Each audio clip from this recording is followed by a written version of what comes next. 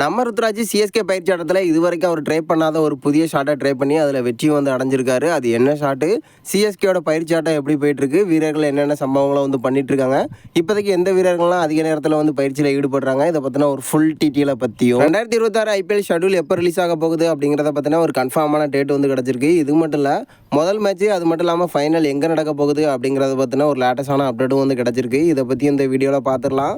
அதுக்கு முன்னாடி சேனலுக்கு புதுசாக இருந்தீங்கன்னா சப்ஸ்கிரைப் பண்ணிக்காங்க. இந்த வீடியோக்கு ஒரு லைக் கொடுக்கலன்னா லைக்கை கொடுத்துருங்க. ஃபஸ்ட்டு ஐபிஎல் ஷெடியூல் எப்போ ரிலீஸ் ஆக போகுது அப்படிங்கிறத பார்த்துடலாம். அதாவது பார்த்தீங்கன்னா 6ஆம் தேதி இல்லைனா 7ஆம் தேதி வந்து ஷெடியூலில் ரிலீஸ் பண்ண போகிறாங்க அப்படின்னு ஒரு கன்ஃபார்மான அப்டேட் வந்து கிடச்சிருக்கு. அது மட்டும் இல்லை, முதல் மேட்சை பார்த்தீங்கன்னா நம்ம சென்னை சேப்பாக்கத்தில் தான் வந்து நடக்க போகுதான். அதுக்கப்புறமா ஃபைனல் மேட்சும் சென்னை சேப்பாக்கத்தில் தான் வந்து நடக்க போகுது அப்படின்னு ஒரு கன்ஃபார்மான அப்டேட் வந்து கிடச்சிருக்கு. ஸோ இதை வச்சு பார்க்கும்போது முதல் மேட்ச்சு நம்ம சென்னைக்கும் ஆர்சிபிக்கும் வந்து நடக்கிறதுக்கான அதிக வாய்ப்புகள் இருக்குது அப்படின்னு எதிர்பார்க்கப்பட்டு இருக்கு. அடுத்து நம்ம சிஎஸ்கேயோட பயிற்சி ஆட்டத்தை பார்த்துருவோம். ஆயுஷ் மாத்ரே, ஊர்வில் பட்டேல், அது மட்டும் இல்லாமல் சர்ஃப்ராஸ் கான், ராமகிருஷ்ணா கோஸ் அப்படின்னு இவங்க எல்லாருமே அதிக நேரம் வந்து பயிற்சியில் வந்து ஈடுபட்டு இருக்காங்களாம். குறிப்பாக பேட்டிங்கில் பொறுத்த வரைக்கும் பார்த்தீங்கன்னா சர்ஃப்ராஸ் கான் ஒரு நல்ல ஃபார்மில் வந்து இருந்துட்டு இருக்காராம்.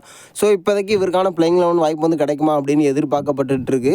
இப்போதைக்கு பார்த்தீங்கன்னா நம்ம ஆயுஷ் மாத்ரே, ஊர்வில் பட்டேல் இவங்களுக்கான பிளேயிங் 11 வாய்ப்பு வந்து கன்ஃபார்ம் அப்படிங்கிற மாதிரி எதிர்பார்க்கப்பட்டு இருக்கு. ஸோ இப்போதைக்கு இந்த 4 வீரர்களும் அதிக நேரம் பேட்டிங்கில் வந்து அதிக கவனத்தை வந்து செலுத்திட்டு இருக்காங்களாம். பவுலர்ஸை பொறுத்த வரைக்கும் நம்ம கலீல் அகமது, அது மட்டும் இல்லாமல் அன்சுல் கம்போஜ், சிங் அப்படின்னு புதுசாக வந்திருந்தாங்க. இப்போ பவுலிங்கில் அதிக நேரம் வந்து பயிற்சியில் ஈடுபட்டு இருக்காங்களாம். அதாவது பார்த்தீங்கன்னா கலீல் அகமது அதிகமாக வந்து ஈடுபடலை.